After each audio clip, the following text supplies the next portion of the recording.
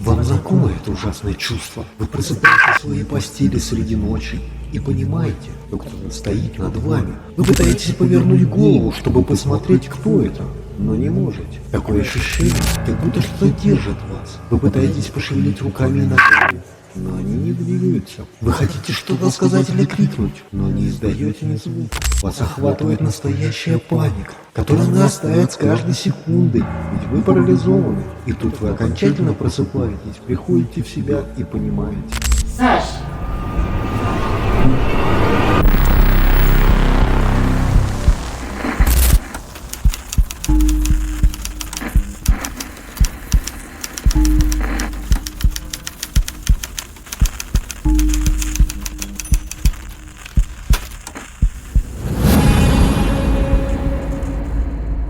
Привет, любители ужасов! Это канал Крик, меня зовут Александр, и сегодня я расскажу тебе, что такое сонный паралич и насколько он, возможно, опасен для организма. Расскажу вам личный пример того, как это произошло со мной.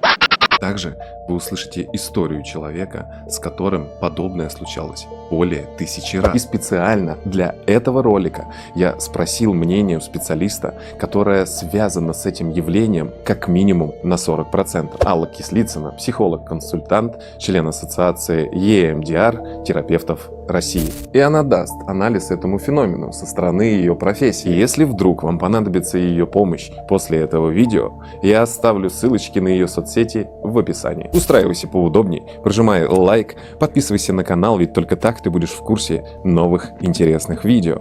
Приятного тебе просмотра, погнали!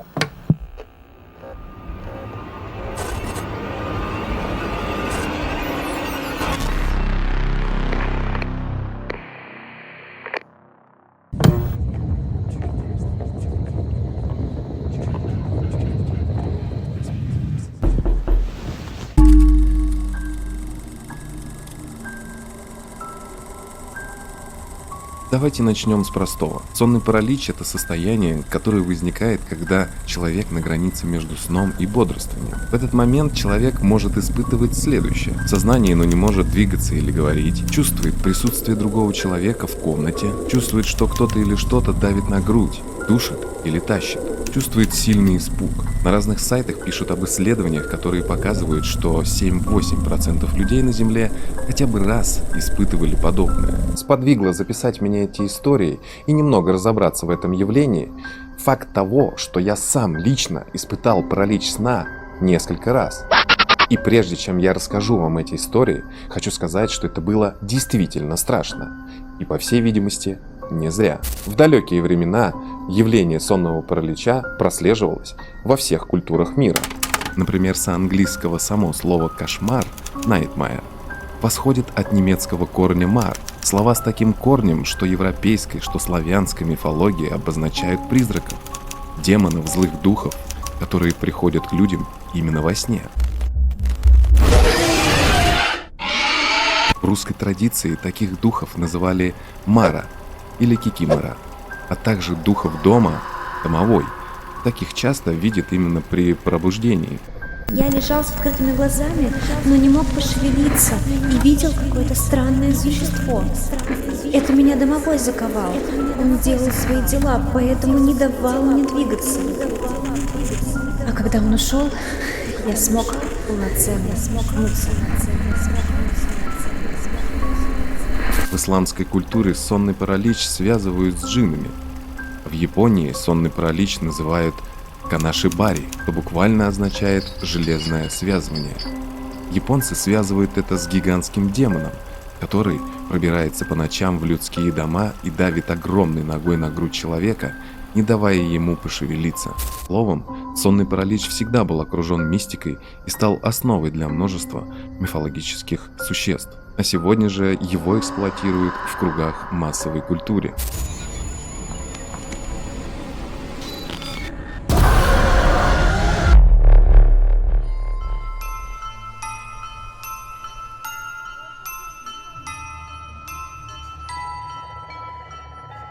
Свою историю хочу начать с того, что испытал я сонный паралич в первый раз лет так 5 или 6 назад.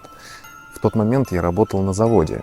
Совсем не важно, что за завод, там перерабатывалась нефть, но самое главное из всей этой истории то, что я работал сутки через трое. Сама работа физически была не очень сложной. Больше всего было сложно переносить все сутки именно там. Чтобы вы понимали, у нас была небольшая каморка, где находилось человек, наверное, 10. За сутки, по идее, по законодательству должны давать 3 или 4 часа сна. Я сейчас уже не вспомню. Но на этом заводе нам ничего не разрешали, и не было у нас такого, что ты смело мог лечь и поспать там эти 3 или 4 часа. У нас вся работа зависела от того, как только прибудут вагоны, нам нужно было их замерить, и как только замерили, у нас есть свободное время, пока не приедут следующие вагоны.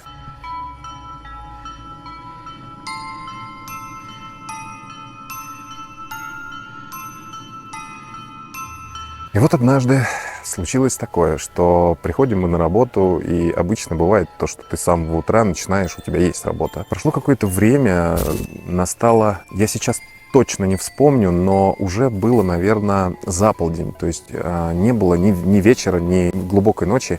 Был именно день, и было где-то, может быть, 2, может быть, 3 часа дня. В этот момент мой напарник заполнял документацию в компьютере. Я решил прилечь, и, получается, я лежал совсем прям рядом. То есть, получается, так как я лежал, у меня рядом с головой был стол, и я видел своего напарника. Мне начинает сниться этот же завод. Мне начинает сниться эта же местность. Но снится она так, как будто бы я нахожусь, оторвавшись от тела. В тот момент, что я начинаю по этому заводу уходить в какие-то коридоры.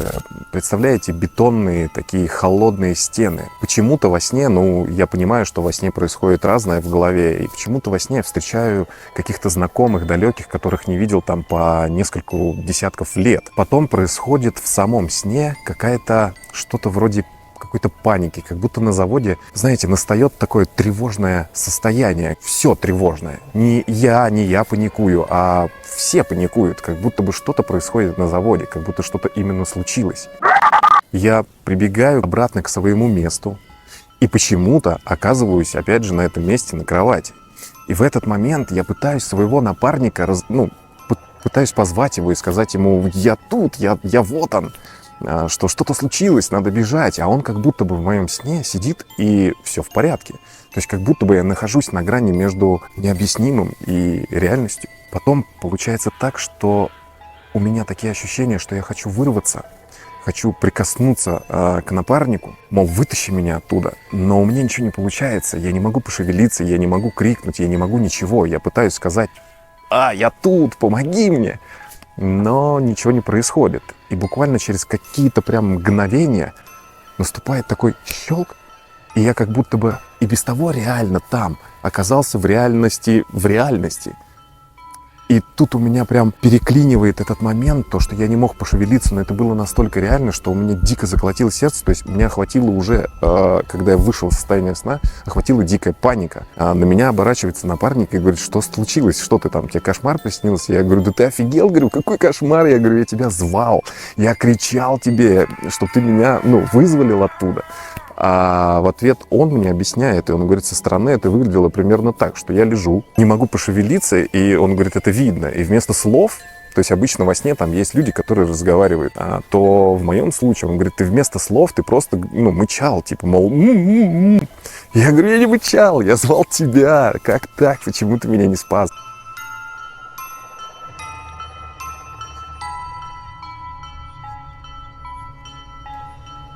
Ну а вторая история моя случилась уже дома, и она случилась не так давно. И если честно, я не особо-то ее и помню. То есть я проснулся, была рядом Маруська. Она меня разбудила, и уже к моменту пробуждения я понял, что это он и есть. То есть то, что это и есть сонный паралич. То есть первый раз, когда я испытал и проснулся, мне было дико страшно. То второй раз, когда я проснулся, я уже как бы осознанно это сделал, как будто бы сонный паралич. То есть в самом сне я помню, что что-то было, но я почему-то вообще наотрез не помню, что именно. Причем при этом, при всем, сон этот я рассказал. В общем, как ни крути, это было очень страшно, но второй раз ты уже более осознанно к этому вопросу подходишь.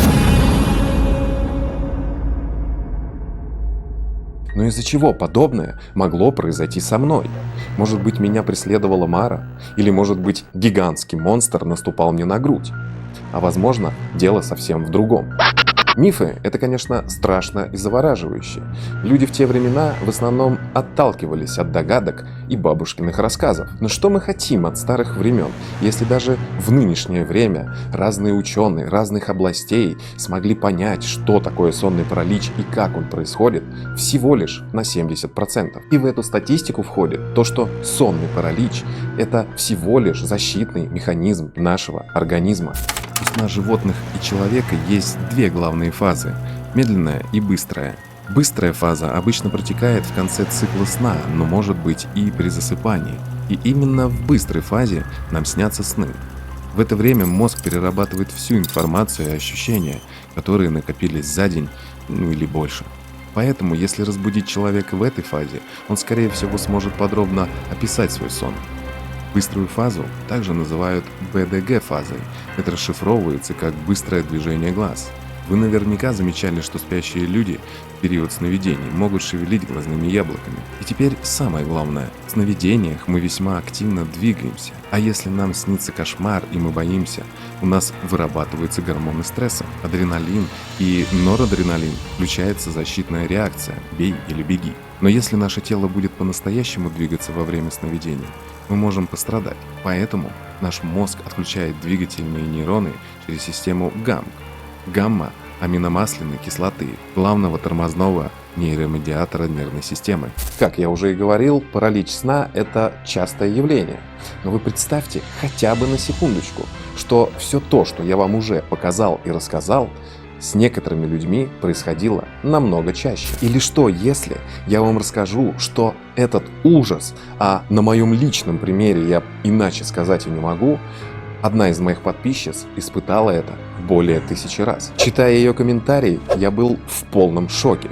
И специально для этого ролика я попросил ее, чтобы она рассказала нам свою историю и поделилась этим жутким опытом. Привет, меня зовут Валерия.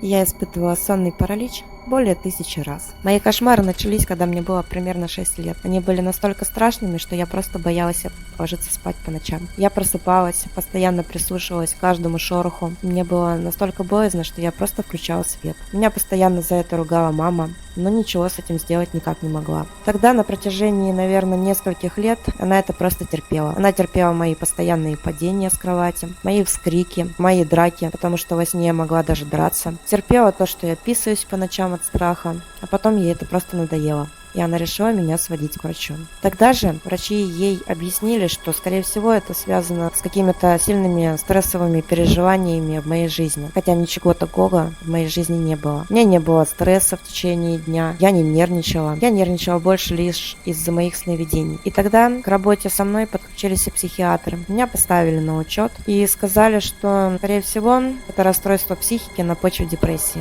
Но, опять же таки, стресса у меня тогда не было. Стали пичкать разнообразными таблетками, но это тоже не помогло. Сны как приходили, так и приходили дальше. Они продолжались, они могли исчезать на 1-2 дня, могли исчезать на неделю, но они все равно появлялись и приходили вновь. С каждым разом они становились все страшнее, более агрессивнее. И от них нельзя было просто взять, отмахнуться или избавиться. Они все равно оставляли свой след на моем сознании, на моем характере. Мне было очень трудно с ними бороться. Врачи продолжали предпринимать меры. Они стали уже пичкать меня и транквилизаторами. Думали, что какой-то просто сбой. И думали, что под успокоительными транквилизаторами, антидепрессантами мне будет лучше спать. Но нет. Сны как были, так и остались. С ними было не то, что тяжело бороться, а с них было тяжело выбраться. Мои кошмары, они всегда были разными и очень жуткими. Там могло присутствовать и землетрясения, какие-то стихийные бедствия. Это могли быть люди или наоборот существа. Это могло быть какое-то страшное, жуткое место или что-то в этом роде. Они всегда приходили в разное время, в разные дни, но это всегда было одно и то же содержание. Это был кошмар, который всегда заканчивался одинаково, потому что в моих снах мне это угрожало именно жизни, то есть оно пыталось меня убить. Именно из-за этого я очень часто стала понимать, что это всего лишь сон. И пытаясь выбраться из этого сна, я пыталась как-то разбудить себя, я пыталась двигаться, но я не могла. Это больше напоминало какие-то, не знаю, конвульсии. Также я пыталась кричать, но хоть я и надрывалась, я пыталась это делать со всей силы, при этом я не издавала ни малейшего малейшего звука. От этого становилось еще более страшно, потому что я боялась, что если я усну, мне будет опять сниться кошмар, меня там могут убить, и больше я уже никогда не проснусь. Так как меня это морально убивало, старалась не нервничать, не утруждать себя как-то физически в течение дня, чтобы эти сны ко мне не приходили. Потому что я стала замечать, что от физической усталости, от морально насыщенного дня они приходят ко мне чаще. Причем настолько часто, что сны стали сниться мне 2, а то и 3 раза. И могли сниться не только ночью, но и днем. И от этого становилось поистине страшно. Тогда же мне стало интересно, как с этим справляться. Я начала искать всю информацию, которая имелась и в книжках, и в источниках интернета, и даже спрашивала у людей, но никто конкретного ответа мне дать так и не смог. Мои кошмарные сны стали меня донимать. И я решила, что хватит, что я больше не хочу их видеть или в них участвовать. Я стала их записывать, что мне снилось, когда, в какое время, как они приходили. Тогда я заметила, что не всегда кошмары приходят, если я сильно устану или у меня будет очень сильный стресс. Также я заметила, что кошмары приходят ко мне, когда я сплю одна. И тогда я решила более детально разбирать свои сны. Я не стала в них кричать, как-то бороться. Я просто решила, что я хочу узнать больше, чем они кончатся, и почему этот мир такой маленький в них. И тогда я заметила, что мои кошмары стали приходить ко мне все реже и реже. С каждым разом они становились еще страшнее, а я уже их не боялась. Потому что я точно знала, что это сон. Даже если не смогу проснуться сразу, я все равно проснусь. Я стала наблюдать за теми действиями, которые происходили во сне. И я заметила, что если просто остановить все действие во сне и понаблюдать со стороны о происходящем, то оно не такое и страшное. Они стали заканчиваться, они стали принимать другой конец, другой финал. И с каждым разом их становилось все меньше и меньше. На данный момент уже, наверное, около года я не испытываю кошмаров, именно связанных с сонным параличом. Я не знаю причину, может у кого-то было по-другому, но я больше не испытываю сонный паралич. На мой взгляд, это дико страшно. Нужно быть очень сильным человеком, чтобы переживать подобное вновь и вновь. Обязательно пишите в комментариях, может быть, у вас случалось что-то подобное. Расскажите свою страшную историю сна.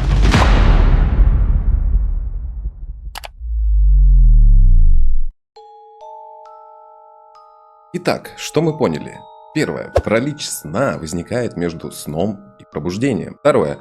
В мифах рассказывается про различных демонов, которые нагло пользуются этим состоянием. Третье. Мы узнали, что это защита нашего организма во время снов. Мы также поняли, что в сонный паралич можно попасть 2 способами усталости – физической и психологической. Вопрос теперь только в одном. Кто же находится в зоне риска испытать данный феномен? И как с ним бороться? Прежде всего, под прицелом это дети и подростки. Их мозг продолжает формироваться, и поэтому защитная функция не всегда срабатывает. Тогда как же обстоят дела у взрослого человека? У взрослых людей нарушение фаз сна может быть связано сразу с несколькими серьезными патологиями. Конечно же, мы в первую очередь поговорим о нарушении сна. Бессонница, нарколепсия или повышенная сонливость и приступы внезапного засыпания во время бодрствования. Что с точки зрения психологии приводит к нарушению сна? Стресс и тревожность, безусловно. Депрессивное состояние, тревожное расстройство, расстройство пищевого поведения. Могут быть хронические боли, помехой сну и психологические проблемы, связанные с какими-то хроническими или острым течением заболеваний, обсессивно-компульсивное расстройство, ну и так далее. Особая группа риска людей, которым грозит сонный паралич, это люди, зависимые от энергетических напитков и алкоголя, и других психостимулирующих веществ. И, наконец, отдельная группа риска – это люди с бессонницей, самостоятельно назначающие себе снотворные и успокоительные. И при этом вот эта аптечная наркомания тоже нарушает естественные механизмы регуляции мозга. И это приводит к высокому риску сонного паралича. Что делать, если случился сонный паралич, и вы вот об этом уже знаете? Прежде всего, нужно запомнить, что сонный паралич – это такая естественная опция, да, нашего организма или естественная реакция нашего организма, которая длится какое-то время, но длится недолго. И если сонный паралич все же случился, нужно действовать по определенной схеме. Первое – это хорошо, что вы знаете это, да? Осознать, что вот это именно сонный паралич. Если вас это пугает, вы испытываете страх, конечно же, это не каждый день случается, но постарайтесь не накручивать себя. Вспомните о том, что это такое, что с этим нужно просто вот как-то чуть-чуть пожить, он долго не длится и жизни вашей не угрожает. Нужно сконцентрироваться на зрении. Глаза – это вот единственное, чем вы можете управлять. Вы можете, вот это движение билатеральное справа налево, может помочь вам как раз успокоиться и не испытывать вот этот вот страх, вот эту нарастающую панику. Нужно, конечно же, успокаивать себя всеми возможными способами и ждать включения. Это может продлиться от нескольких секунд до 3 минут. Иногда, в редких случаях, это может длиться и до 6-7 минут. А что же касается профилактики сонного паралича, это соблюдать правила гигиены сна. Все-таки интересная штука этот сонный паралич. Рассмотрев его с разных сторон, лично для себя я понял, что бояться совсем не стоит. Нужно просто принять это как факт. И даже если с тобой это все-таки происходит, нужно постараться успокоиться и не паниковать. Хочу огромное спасибо сказать за участие в этом видео Алле и Валерии. Ну а ты, мой друг, не забывай писать комментарии под видео. Может быть, тебе есть чем дополнить этот ролик, или может быть, у тебя есть какая-нибудь очень интересная история, связанная с этим феноменом. Ну а у меня на сегодня все. Увидимся с тобой в следующем видео, ведь дальше будет только интересней. С вами был канал Крик, меня по-прежнему зовут Александр, и помни, страха нет, он лишь в твоей голове.